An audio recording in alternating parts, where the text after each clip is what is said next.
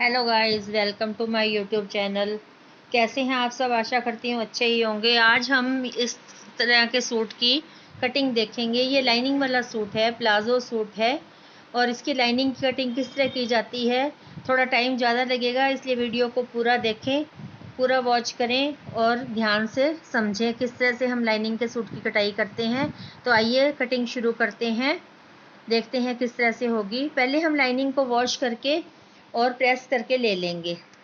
इसके बाद हम शर्ट की जितनी भी चौड़ाई है, घेरे की या हिप की या ब्रेस्ट की, जो भी हमारा ज़्यादा नाप है, उस नाप के अकॉर्डिंग हम 2 इंच फालतू रखते हुए लंबाई को डबल लेके और चौड़ाई में 2 इंच फालतू रखते हुए हम कपड़े को सीधा करके रख लेंगे।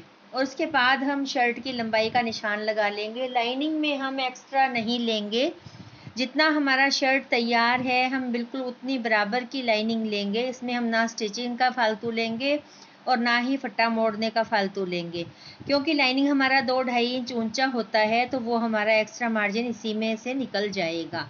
उसके बाद हम तीरे का निशान लगा लेंगे। तीरे का निशान लगाने के बाद हम मुड्ढे का निशान लगाएंगे। जितना हमारा नाप होगा उसके अकॉर्डिंग, मैं नाप आपको नहीं बताऊंगी क्योंकि नाप अपना अपना होता है, उस हिसाब से हम कटिंग करते हैं। और हिप के लिए हम 22 इंच लंबाई पर ले लेंगे निशान। और उसके बाद 14.5 इंच पर मैंने कमर ली है। आप अपना कमर के हिसाब से नाप ले सकते हैं। 13.5 भी आ सकता है, 14 इंच भी आ सकता है और 14.5 भी आ सकता है। तो इसके बाद हम ब्रेस्ट का नाप लगाएंगे। इसके बाद नीचे हम, ये हमारा कमर का निशान है मिडल का, और ये हमारा 22 इंच यहाँ से हिप का निशान है। हमारा हिप भी 22 इंच है और इसकी लंबाई भी हम 22 इंच ही लेते हैं ऊपर से, तो उससे हम इसका निशान लगाएंगे। और फ्रेंच कर्व की मदद से भी आप ये निशान मिला सकते हैं, नहीं तो आप रूलर की मदद से भी ये निशान मिला सकते हैं। ये देखिए, इस तरह से इंच टेप से भी मिला सकते हैं। इसके बाद हम नीचे जो हमारा घेरे का निशान है उसके पास आ जाएंगे। जितना हमारा घेरा तैयार होगा उतने पर हम निशान लगा करके और हिप के निशान से इस तरह से फट्टी की मदद से हम इस निशान से निशान को मिला देंगे। इसके बाद हम आगे ऊपर मुड्ढे पर आ जाएंगे। बैक की कटाई करने के लिए 1 इंच हम बाहर की तरफ जाएंगे और तिरछे में इस निशान को मिलाते हुए फ्रेंच कर्व को रख करके और हम इसकी गोलाई का निशान लगा देंगे। ये हमारा बैक पार्ट का निशान लगेगा। हम फ्रंट पार्ट का निशान इसके बाद लगाएंगे। 1/2 इंच को अंदर को लेते हुए निशान मिला देंगे और फ्रेंच कर्व की मदद से हम हाफ तक इसकी निशान को मिलाते हुए लाइन लगा देंगे। फ्रेंच कर्व से हमारी जो मोढे की कटाई है वो बिल्कुल सही आ जाती है। इसके बाद हम प्लीट्स के निशान लगाएंगे, क्योंकि हम ये शर्ट प्लीट्स वाला बनाएंगे। इसमें हमें वैसे तो सारी प्लेट्स डालनी है, तीनों ब्रेस्ट के ऊपर जो हम 3 प्लेट्स डालते हैं वो तीनों डालेंगे। और साइड प्लेट का निशान आपको मैं लगा के दिखा रही हूँ, इस तरह से हम साइड प्लेट का निशान लगाते हैं। इसके बाद हम इसकी कटिंग कर देंगे और कटिंग करने के बाद फिर हम, ये हमारे फ्रंट और बैक दोनों पार्ट कट जाएंगे, इसलिए हम इनको दोनों को इकट्ठा ही कट कर लेंगे। इसके बाद हम प्लाज़ो की कटिंग करेंगे। जो हमारा साइड से कपड़ा निकलेगा, ये वाला साइड से, इसकी हम प्लाज़ो की कटिंग करेंगे। हमारा फ्रंट पार्ट जो है प्लाज़ो का, वो हम इसमें से ही निकाल लेंगे। तो ये हमारा अब शर्ट कट हो गया है और इसको हम साइड में रख देंगे और प्लाज़ो के लिए हम ये कपड़ा रख लेंगे। इसमें हम देखेंगे कि हमारा हिप का साइज़ निकलता है कि नहीं।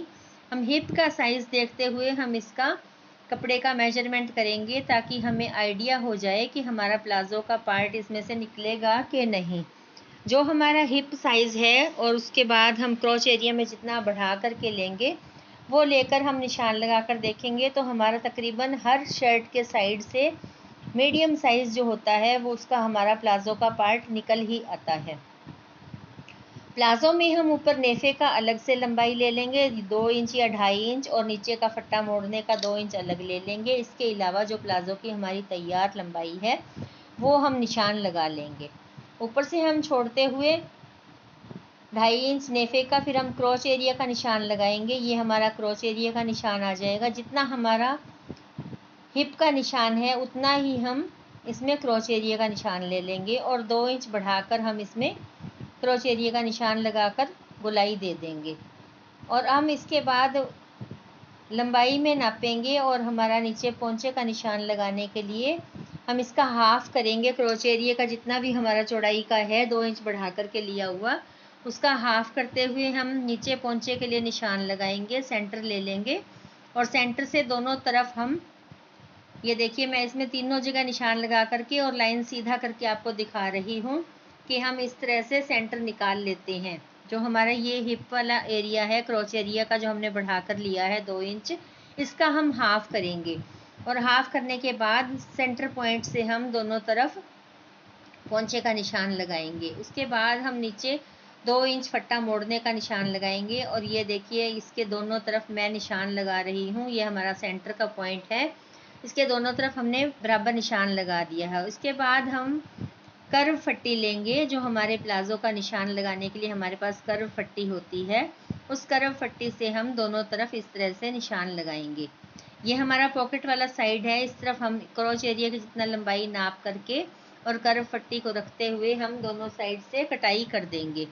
इस तरह से हमारे प्लाजो की कटाई हो जाती है। और ये फ्रेंच कर्व रख करके, अगर आसन का निशान अगर आपको लगाना नहीं आता है तो आप फ्रेंच कर्व रख करके इससे आप कर्व की लाइन लगा सकते हैं और इसको कटिंग करके कपड़े को अलग कर लेंगे। अब हम बैक पार्ट के ऊपर इसको एज इट इज़ ही बिछा देंगे ताकि हमारी कटाई की शेप जो है दोनों की बराबर आए।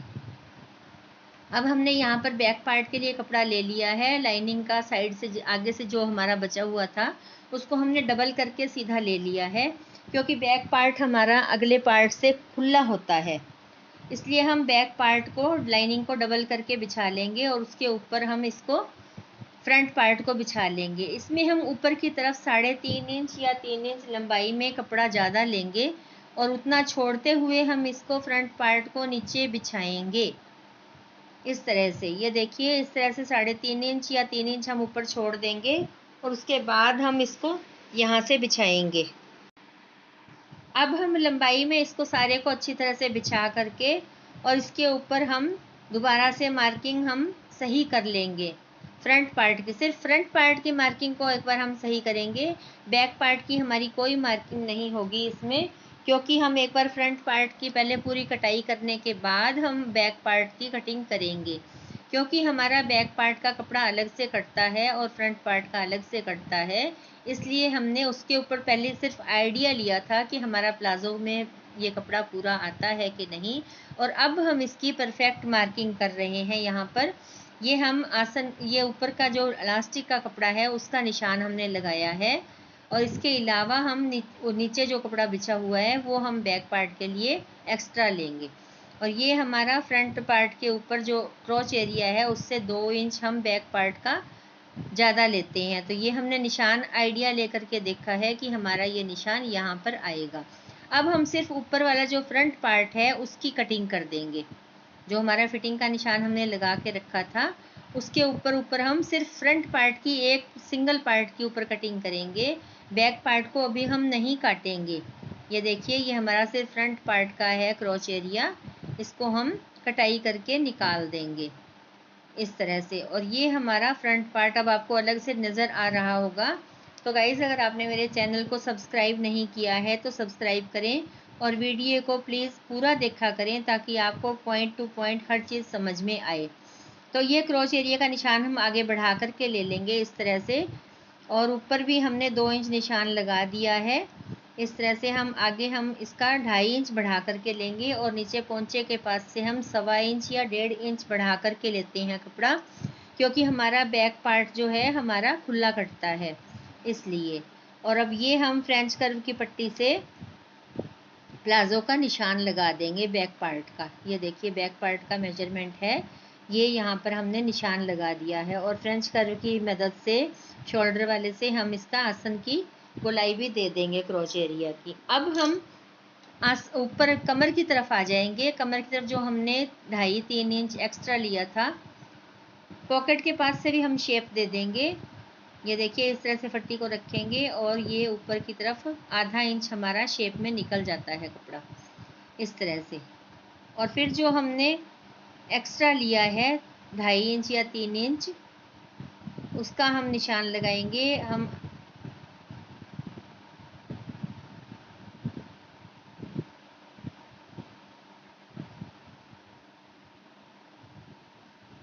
ये हमारा कटाई का निशान लग गया है, जो हमने गुलाई दी है वो हमारा ऊपर भी तिरछा जाता है। तो अब जो हमारी प्लाजो की कर्व फट्टी है उसकी मदद से हम जो हमने ऊपर का फालतू लिया है उसमें भी हम तिरछा निशान लगा देंगे और फिर इस निशान के ऊपर ऊपर हम इसकी कटिंग कर देंगे। तो ये हमारा बैक पार्ट कट करके आ जाएगा।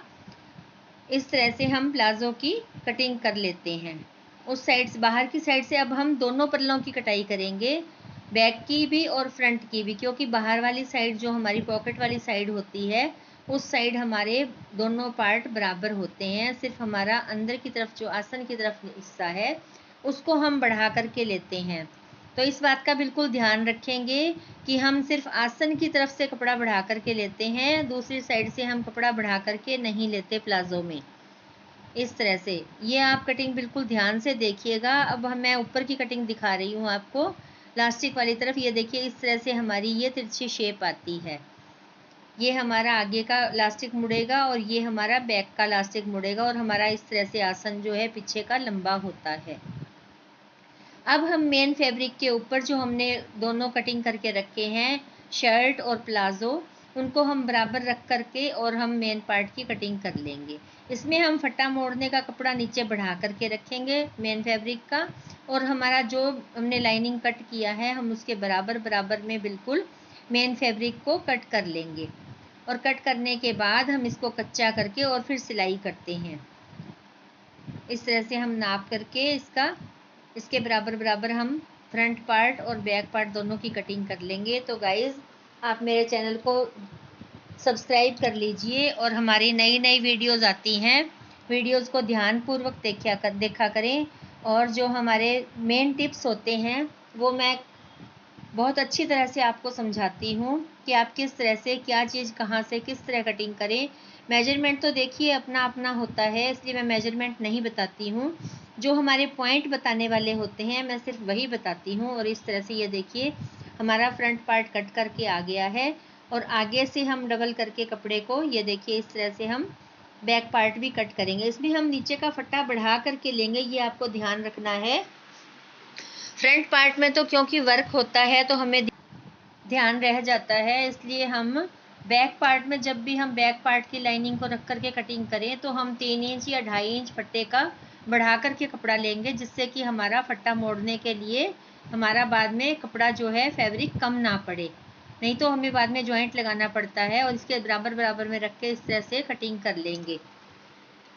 तो ये हमारा फ्रंट पार्ट भी निकल गया और बैक पार्ट भी निकल गया। और जैसे हमने प्लाजो का साइड वाले कपड़े से हमने प्लाजो का फ्रंट पार्ट निकाला था, उसी तरह से हम शर्ट के बराबर में से जो कपड़ा निकलेगा उसको हम डबल करते हुए बैक और फ्रंट दोनों जो हमने हिस्से निकाले हैं उसके बराबर का जो कपड़ा है उसको डबल करते हुए हम प्लाजो की कटिंग कर लेंगे और आगे से हम बैक पार्ट की कटिंग कर लेंगे। तो गाइज मैंने आपको लाइनिंग वाले सूट की कटिंग बहुत अच्छी तरह से समझाई है, किस तरह से हम लाइनिंग की कटिंग करते हैं और किस तरह से हम मेन फैब्रिक के ऊपर रख करके सूट को पूरा कट करते हैं।